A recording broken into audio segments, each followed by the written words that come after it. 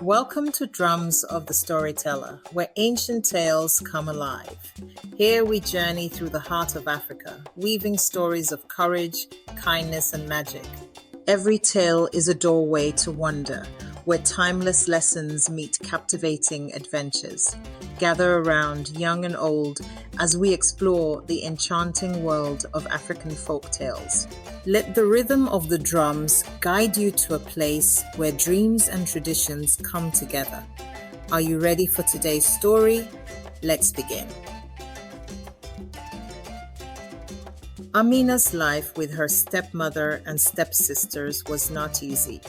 Every morning she woke up before the sun, sweeping the yard, gathering firewood, and cooking meals for her family.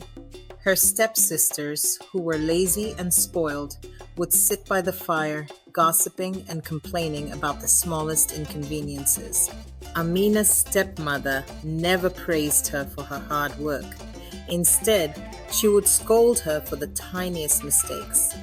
"You are good for nothing, Amina," her stepmother would often say. "If only you were more like your sisters." But Amina never let the harsh words break her spirit. Despite her chores, she always found time to help others in the village. She would lend a hand to neighbors carrying heavy baskets, share her food with those in need, and comfort the sick with her kind words. Even when her stepmother gave her impossible tasks, like carrying buckets of water from the distant river, Amina would smile and complete them, her heart full of kindness. One evening, as Amina sat on the doorstep of the small hut, looking at the stars, she sighed, wondering if her life would ever change. The villagers often spoke of a magical tree in the forest, a golden baobab that could grant wishes. But she never imagined that she, a poor girl with no family, would one day have the chance to meet it. As Amina made her way to the river, her arms aching from the weight of the water jar, she noticed an elderly woman sitting under a massive baobab tree. The woman's eyes were sharp yet kind, her skin weathered like the bark of the tree, and her colorful headscarf seemed to ripple in the breeze. She beckoned Amina closer with a gnarled finger. "My child," the woman said in a voice that seemed to echo like a whisper through the forest, "why do you look so weary?" Amina hesitated, glancing back toward her village, but something about the old woman felt safe. She poured out her troubles, the cruelty of her stepmother and stepsisters, her longing for a better life, and her dream of escaping the shadows of hardship. The old woman nodded, her expression softening. "You have a kind heart, and kindness is the seed of greatness," she said, reaching into a small leather pouch. From it, she pulled a tiny seed that glimmered like it held the light of the sun. "This," she said, placing the seed in Amina's hand, "is no ordinary seed. Plant it in the heart of the forest, where the air is still and the ground is soft. Tend to it with care, and it will lead you to a destiny beyond your dreams. But remember, greed will never bear fruit." Amina stared at the seed in awe. It was warm in her palm, and a faint golden glow radiated from it. She bowed deeply, thanking the old woman, who smiled mysteriously before disappearing into the forest, as though she had never been there. With the golden seed tucked safely into a pouch tied to her waist, Amina ventured into the forest. The air grew cooler, and the sunlight filtered through the dense canopy of trees, casting dappled patterns on the forest floor. The deeper she went, the more the forest seemed a live-knot, just with the rustle of leaves and chirping birds, but with an energy she couldn't quite explain. Strange and beautiful plants grew along her path, flowers that shimmered like jewels and vines that seemed to hum faintly as she brushed past them. Tiny glowing insects flitted through the air, their lights blinking in a rhythm that felt almost musical. A curious monkey watched her from the branches, tilting its head as if to say, "Where are you going, little one?" At one point, Amina came to a river. The water sparkled unnaturally, as though it had captured the stars themselves. She paused, marveling at its beauty, before carefully stepping onto the smooth stones that formed a natural bridge. As she crossed, a gentle breeze carried whispers through the trees, almost as if the forest were encouraging her onward. The path became steeper, the trees older and more gnarled. Just as doubt began to creep into her mind, she noticed a faint golden glow ahead. Her heart quickened, and she pressed forward, the glow growing brighter with each step. Finally, she entered a clearing, and there it stood, the Golden Baobab.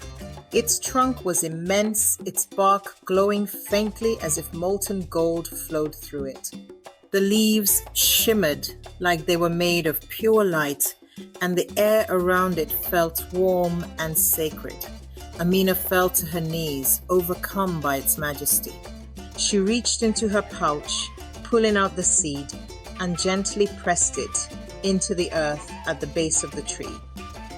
As soon as Amina planted the seed, the ground trembled lightly beneath her feet.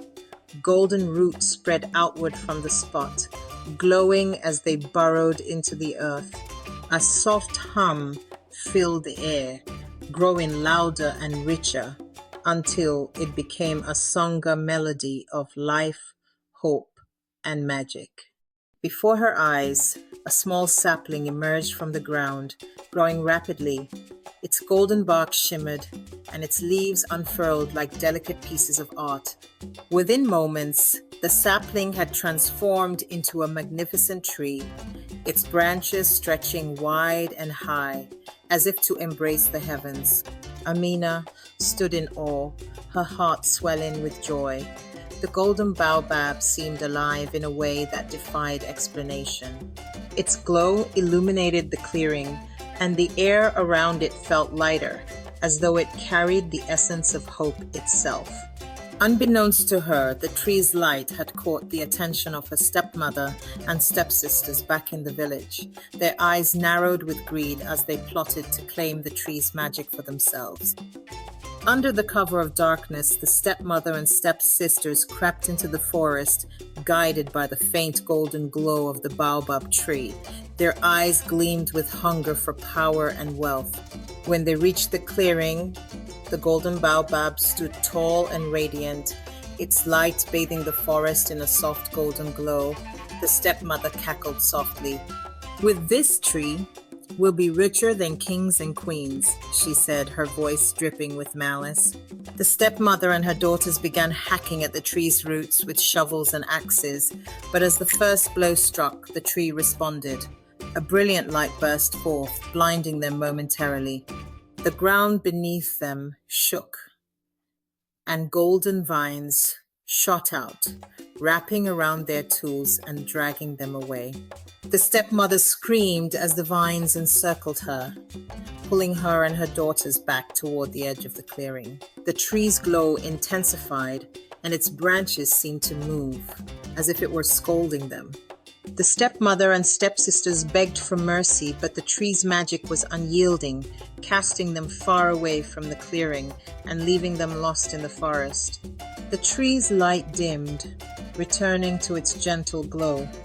Peace was restored, and the forest seemed to sigh in relief.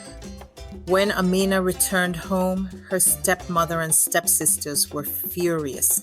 They could see the golden seed shining in Amina's hand and knew it was no ordinary gift. Her stepmother, with greed in her eyes, demanded, "Give me that seed, Amina. It belongs to the family. You are nothing but a servant here, and this is our chance to rise above our humble lives." Amina hesitated but remembered the kind words of the old woman and the promise of the Golden Baobab. She refused to hand over the seed. "It is mine, stepmother. The tree gave it to me for my kindness. I cannot give it away." Her stepmother, furious, ordered Amina to leave the house. "Leave now.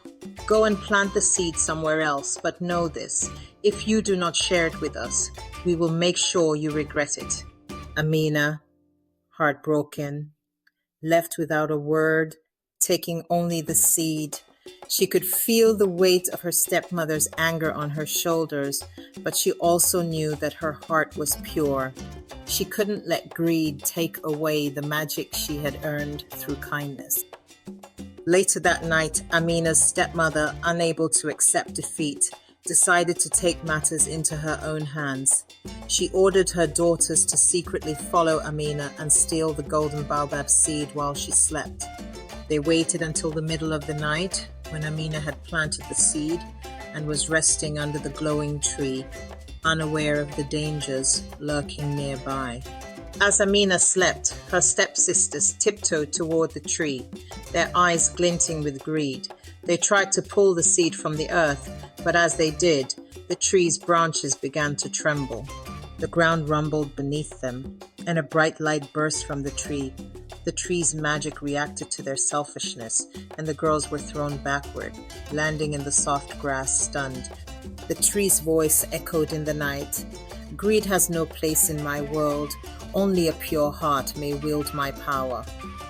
The next morning, Amina woke up to find the Golden Baobab tree shimmering even more brightly, but her heart sank when she saw her stepsisters lying on the ground groaning from the tree's magic. The tree's power had been too much for them to handle, and they had learned a valuable lesson. When the prince arrived the next day, he was greeted by the village elder, who told him of Amina's kindness and the tree's miraculous gift. The prince, hearing the story of the greedy stepsisters and their failed attempt to steal the tree's magic, realized that only Amina could be the one to unlock the tree's full potential. He searched the village for her, and when he found her sitting beneath the Golden Baobab, he knelt before her and said, "You are the one whose heart has brought this magic into the world. Will you come with me to the palace?" The prince led Amina to the grand palace, a breathtaking structure adorned with intricate carvings and mosaics that shimmered in the sunlight. As they entered, the news of the prince's return spread quickly, and the palace courtiers whispered curiously about the young woman by his side. Inside the royal hall, Amina was introduced to the king and queen. Their regal presence was softened by their kind smiles as they listened intently to Amina's story, her struggles, her kindness, and the magical Golden Baobab. The queen's eyes glistened with admiration. "You are remarkable, Amina," she said warmly. "Your courage and goodness are truly inspiring. You have brought light not only to the Golden Baobab, but also to our son's heart." As the palace prepared to celebrate Amina's arrival, news of her newfound recognition and favor with the prince reached the village. Her stepmother and stepsisters, still lost in the forest after their failed attempt to claim the Golden Baobab, overheard travelers speaking of Amina's presence at the palace. Greed reignited their hearts, and they hurried to the palace gates, hoping to exploit Amina's good fortune. When they arrived, disheveled and desperate, the guards allowed them entry at Amina's request. She stood before the royal family, her stepmother and stepsisters kneeling in false humility. "Amina, dear child," her stepmother pleaded, tears streaming down her face. "We were wrong to treat you poorly. Please forgive us and allow us to share in your blessings." Amina looked at them, her heart heavy with the memories of their cruelty. But she remembered the old woman's words, "Kindness is the seed of greatness." "I will not let hatred take root in my heart," Amina said firmly.